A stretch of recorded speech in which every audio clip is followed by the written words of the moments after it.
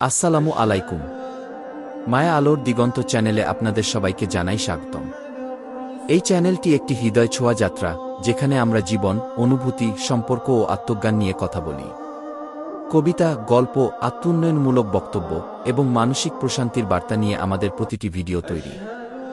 আজ আপনাদের একটি নতুন মজার গল্প শোনাব, তো দেরি না করে শুরু করা যাক। গল্পের নাম আল্লাহর রহমতের ছায়া। গল্পের সারাংশ: এক গরিব চাষি ও তার স্ত্রীর জীবনে অসহ্য দারিদ্র্যের মধ্যেও তারা আল্লাহর উপর আস্থা ও ধৈর্য রেখে কিভাবে এক অলৌকিক পরিবর্তন দেখেছিল, সেই অনুপ্রেরণামূলক কাহিনী। আল্লাহর রহমতের ছায়া। গ্রামের এক প্রান্তে বাস করতেন আব্দুল হাকিম ও তার স্ত্রী আয়েশা।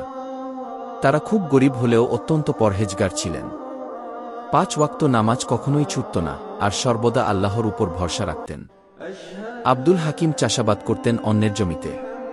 প্রতিদিন ভোরে নামাজ পড়ে মাঠে চলে যেতেন, আর আয়েশা রুটি বানিয়ে কিছু শুকনো খাবার নিয়ে যেতেন স্বামীর জন্য। কিন্তু সেই বছর খরা পড়ল। কয়েক মাস বৃষ্টি হয়নি। জমি ফেটে চৌচির ফসল উঠেনি। বাড়িতে খাবার শেষ, এমনকি তাদের একমাত্র ছাগলটিও বিক্রি করে দিতে হল।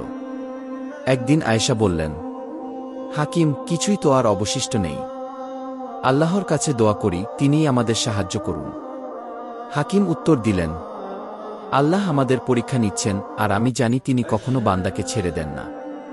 সেই রাতেই হাকিম তাহাজ্জুদের নামাজ পড়ে কাঁদতে কাঁদতে দোয়া করলেন, হে আল্লাহ, আমরা তোমার উপরই ভরসা করি। তুমি চাইলে মরুভূমিতে থেকেও ফুল ফোটাতে পারো। সকালবেলা হঠাৎ দরজায় কড়া নাড়া। বাইরে এক অচেনা লোক, হাতে এক ব্যাগ খাবার ও টাকা। লোকটি বলল, আমি শহরের ব্যবসায়ী। গত বছর আমি মরণাপন্ন ছিলাম, তখন আপনি আমার সঙ্গে পানি ভাগ করে নিয়েছিলেন। আপনি না থাকলে আমি মরেই যেতাম। এখন আমি সুস্থ, আর আমার ব্যবসাও বড় হয়েছে। আল্লাহর রহমতে আমি ফিরে এসেছি আপনাদের সাহায্য করতে। আব্দুল হাকিম স্তব্ধ হয়ে গেলেন।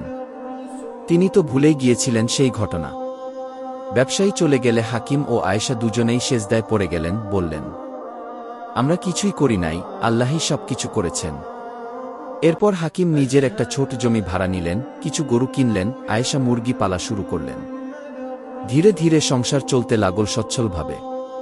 তারা কখনো আল্লাহকে ভুললেন না, বরং গ্রামের গরিবদের নিয়মিত দান করতেন এবং মানুষকে ধৈর্যের কথা বলতেন।